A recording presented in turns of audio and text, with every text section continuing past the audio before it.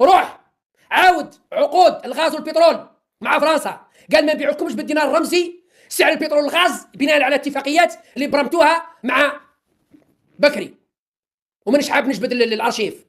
هنالك لمسة يد، هل هي متعمدة أم لا؟ وينو الكابتن جمال الشريف؟ مش عاوزني نقول لك انا معلوم السعر.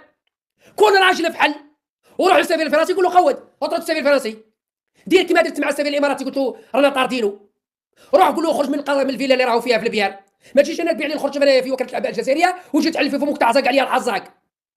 اذا كنت راجل باش لاغبك يا طحان روح خرج السفير الفرنسي من مقر السفاره.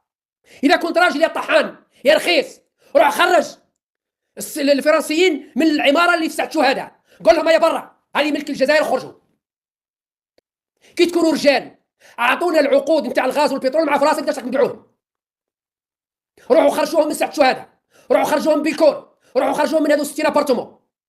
جايين تبين لي الرجله تاعك في وكاله الاعباء الجزائريه تقول رانا 61 بالدينار الرمزي. شكون اللي قال لك عطيك بالدينار الرمزي؟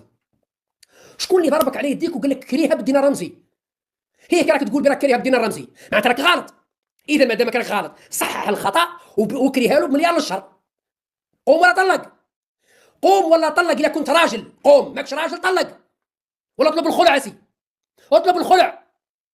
جاي تشكي لي انا طحان وتقول لي بلي فرنسا عاد بديت لنا 61 عقار بالدينار الرمزي.